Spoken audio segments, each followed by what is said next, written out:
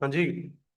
तो lecture number 2 में आपका स्वागत करते हैं। हाँ, वो पार्ट्स में लेक्चर को डिवाइड कर दिए क्योंकि टॉपिक वाइज हो जाएगा, क्योंकि मैं जितना जितना एक एक दिन में करवाता हूँ वैसे वैसे लेक्चर्स डिवाइडेशन हो गई हैं। तो आज का lecture number 2,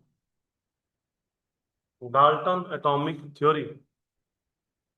Dalton atomic theory.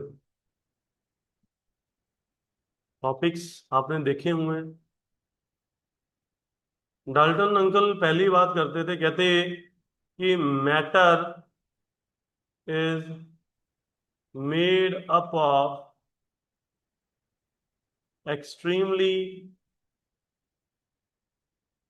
small, indivisible, and indestructible ultimate particle called atom. Point number 2, atom of same element are identical in every aspect, that is shape, size, mass, chemical properties.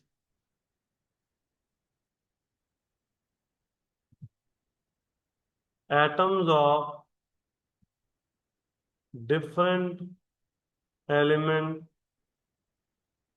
are different in all aspects and have different mass and chemical properties. Next,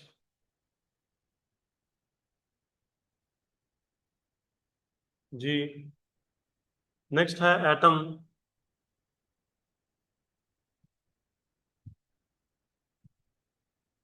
is the smallest unit that take place in, एक second, chemical combination. Smallest unit that take part in chemical combination. Atoms of two or more elements combine in a fixed ratio to form compound atoms. दो या दो से ज्यादा atoms combine करके compound atoms तैयार करते हैं, जिसको आजकल कंपाउंड एटम्स को आजकल मॉलिक्यूल्स के नाम से जाना जाता है। Atom is neither be created nor be destroyed. ना ही एटम को बना सकते, ना ही एटम को खत्म कर सकते, है ना। Last, chemical reaction involves only combination, comma separation, comma rearrangement of atoms. ठीक है, कॉम्बिनेशन, सेपरेशन या रीअरेंजमेंट ऑफ एटम्स। बेसिकली हमारे पास पहला कहता कि जो मैटर है वो छोटे छोटे, जिसे इनडिविजिबल, पहली बात ये इसकी लिमिटेशन होगी, इनडिविजिबल पार्टिकल से बना जिसको एटम बोलते हैं। बट कभी भी अपन एटम को इनडिविजिबल नहीं कह सकते, एटम डिवाइड हो जाता है प्रोटॉन इलेक्ट्रॉन न्यूट्रॉन में, तो पहले पॉइंट में कमी है। कहते कि सेम एलिमेंट हर एक पार्ट में सिमिलर है, नहीं जी नहीं, ये भी लिमिटेशन में आएगा। सेम एलिमेंट का सेम मास नहीं, सेम एलिमेंट का डिफरेंस मास भी हो सकता है। Sir the concept of isotopes, hydrogen का मास 1 भी होता है, 2 भी होता है एंड 3 भी होता है। ठीक है, they are isotopes. Different different element का डिफरेंट मास, इसमें भी प्रॉब्लम है सर, क्योंकि मैं अगर बात करूंगा कि अ, अगर मैं बात कर रहा हूँ आर्गन और कैल्शियम की, तो आर्गन और कैल्शियम लड़े, सीधी बात है भी, इनका मास सेम है, बट ये डिफरेंट है, तो डिफरेंट डिफरेंट हो गए, जरूरी नहीं है। तो पहले 3 पॉइंट्स हैं, उनमें ही लिमिटेशन दिखी है मेरे को। एक मिनट रुकेंगे, पानी पी ले।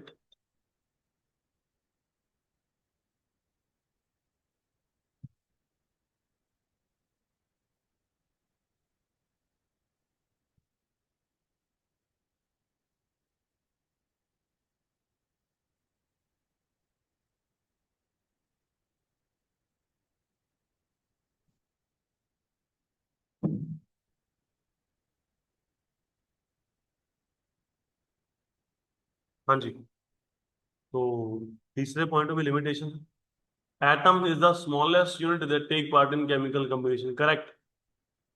अगला, atom combine in fix ratio to form compound, बिल्कुल। एटम को ना ही बना सकते ना ही खत्म कर सकते, करेक्ट है।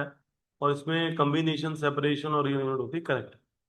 डाल्टन की थ्योरी अच्छी थी, डाल्टन के पोस्टुलेट्स बढ़िया थे, काफी कुछ सीखने को मिला, बट बीच में कमियां थी।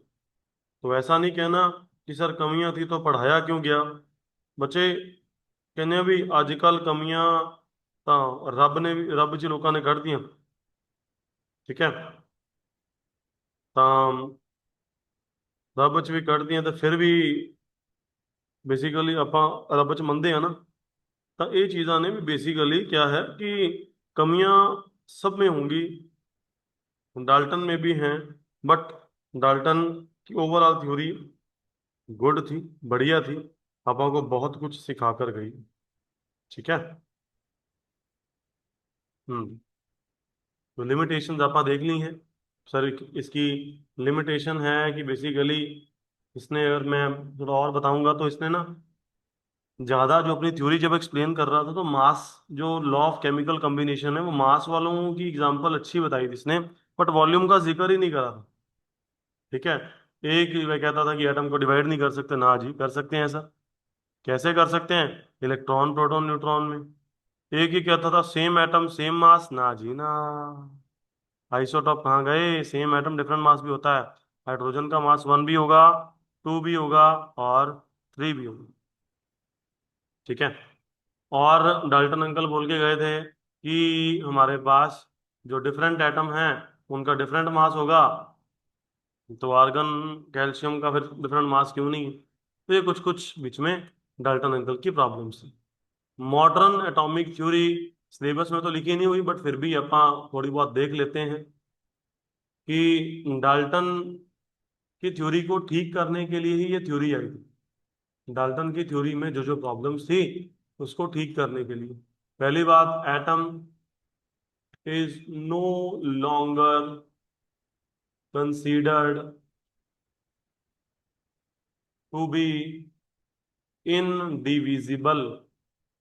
एटम को सिंपली इन कहते हैं भी, अब इनडिविजिबल नहीं, एटम को डिवाइड कर सकते हैं, पता है आपको, इलेक्ट्रॉन, प्रोटॉन और न्यूट्रॉन में, है ना।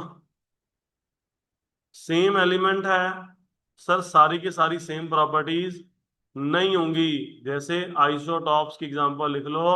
आइसोटॉप्स होते हैं जिनका एटॉमिक नंबर सेम होता है, मास अलग अलग होता है। हाइड्रोजन एटॉमिक नंबर 1 मास 1, हाइड्रोजन एटॉमिक नंबर 2 मास 2 भी होता है, एटॉमिक नंबर 1 मास 3 भी होता है। पहले वाले को बोलते हैं प्रोटियम, क्या बोलते हैं? प्रोटियम। दो वाले को ड्यूटीरियम, तीन वाले को ट्रीटियम, क्या बोलते हैं जी? ट्रीटियम, है ना जी, है ना? क्या बात समझ आई? नेक्स्ट, अगला, एटम स्मॉलेस्ट है केमिकल रिएक्शन में पार्ट लेने वाला, बिल्कुल करेक्ट है। अगला, कि जो हमारे पास अपन अभी बात करी है कि अलग अलग एलिमेंट्स जो कंबाइन करते हैं वो सिंपल रेशो में होंगे, सिंपल रेशो में होंगे। सिंपल रेशो का भी कोई फिक्स नहीं है, रेशो फिक्स नहीं है। Sir example, sugar C12H22 O11, तो ये 12 22 11, ये सिंपल होल नंबर रेशो तो नहीं लग रही मेरे को, सिंपल होती है 1 2 3, ऐसी सिंपल तो नहीं। अगला पढ़ा है अपने कि एटम एक एलिमेंट का दूसरे एलिमेंट में कन्वर्ट हो जाता है ना? इसको बोलते हैं ट्रांसम्यूटेशन, कि one element, atom of one element changes to atom of another element. जैसे कहते हैं नाइट्रोजन ऑक्सीजन में हमारे पास कन्वर्ट हो जाता है, नाइट्रोजन अल्फा रेज की प्रेजेंस में ऑक्सीजन में कन्वर्ट हो जाता है। यूरेनियम का तो सबको पता है, यूरेनियम भैया 92 235, ये प्लूटोनियम दीदी में 92 200 कितना था ये, 34, नहीं 239, ठीक है। ये न्यूट्रॉन्स की प्रेजेंस में होगा, न्यूट्रॉन की पसंद है। और इस एक एलिमेंट की दूसरे एलिमेंट में कन्वर्जन को बोलते हैं ट्रांसम्यूटेशन। क्या बोलते हैं जी? Transmutation. Next, 7 number, mass energy में कन्वर्ट हो जाता है सर, ये सिखाया था। E = mc², है ना? Mass and energy are interconvertible, ठीक है। उसके बाद ये भी सिलेबस में नहीं लिखा हुआ, बट फिर भी जो कलेक्टिव टॉपिक है वो कराने जरूर है। एवोगैड्रो हाइपोथेसिस और Berzelius hypothesis,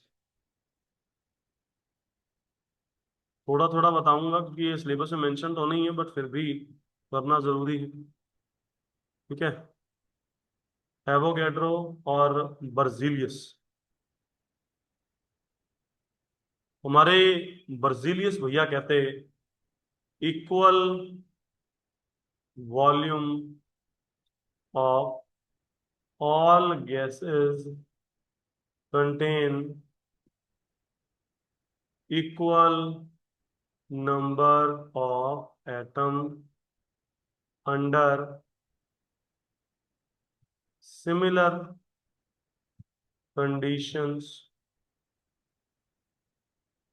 of temperature and pressure. Equal volume of gas contain equal number of atoms, gas में बराबर एटम्स होंगे। बट ये बर्जीलियस अंकल गलत हो गए, एवोगैड्रो सही थे, तो क्यों कराए? ये सारी की सारी को सर कॉपी करके पेस्ट करा एवोगैड्रो ने, बस एटम की बजाय मॉलिक्यूल लिख दिया, ठीक है ना? एटम की बजाय मॉलिक्यूल लिख दिया।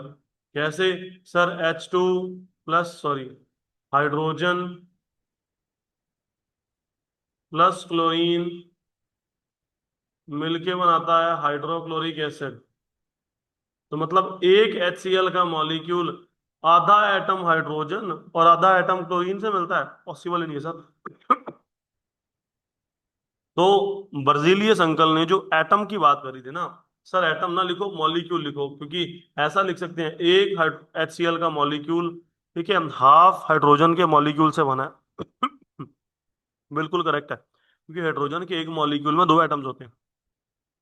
तो आप हमेशा मॉलिक्यूल्स के कंसेप्ट की बात करोगे, एवोगैड्रो ने सेम बात करी थी बट एटम की जगह मॉलिक्यूल कह दिया था, क्योंकि रिएक्शन के अंदर आप मॉलिक्यूल को अगर उसमें लेके आओगे ना, क्या नाम है आपकी बातों में, तो मॉलिक्यूल ज्यादा रिजेम्बलेंस देगा, ज्यादा क्लैरिटी देता है, क्योंकि मॉलिक्यूल को डिवाइड कर सकते हो ना, एटम को डिवाइड नहीं कर सकते। तो ये एवोगैड्रो और बर्जीलियस की हाइपोथेसिस थी। तो इस लेक्चर में भी इसका काम कंप्लीट हो गया है, क्योंकि ये टॉपिक वाइज काम चलना है, टाइम वाइज नहीं चलाता मैं। ठीक है ना, ऐसा नहीं कि घंटा पूरा करना है जी, सौदा लाया। जो काम जितने में कंप्लीट हो रहा है, I think it's up to date रखना और उतने में कराना, बीच में फालतू बातें ना करनी, बच्चों को ज़्यादा पसंद आती होगी। ठीक है, तो अगेन ये रिकॉर्ड होके आपके ग्रुप में अभी आ रही है। आई थिंक पहला लेक्चर लग गया होगा, अगला भी लग जाएगा। ठीक है, तो आप अपने ग्रुप में देखिएगा, average atomic mass, atom, atomic mass, molecular mass, मोल कंसेप्ट, ये चीज़ें अभी आने वाली हैं। ठीक है, तो प्रैक्टिस करते रहिए, मेहनत करते रहिए।